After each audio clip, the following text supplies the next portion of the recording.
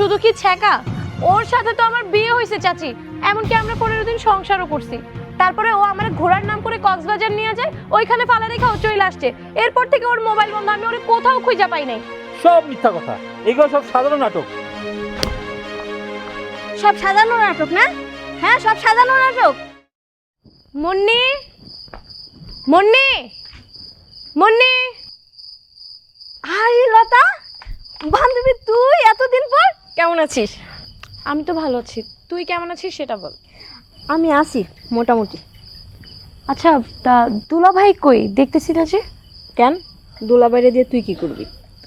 হইছে, নজর লাগা যাবে বুঝছি, থাক দেখানো লাগবে না। নজর লাগবে কেন? আর তুই হইছিস আমার ছোটবেলার বান্ধবী, তোরে যদি আমি না দেখাই তাহলে আমি কি অন্য একজনকে দেখাবো? তুই একটু দাঁড়া, আমি ডাকতেছি। ওগো শুনছো? কই গেলা? এখানে একটু আসো।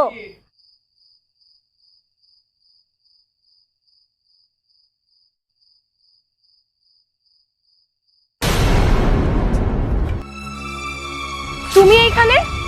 আমি এখানে মানে বুঝলাম না, কে আপনি? তুমি কি বলতেছো সুমন? তুমি আমাকে চিনতেছো না?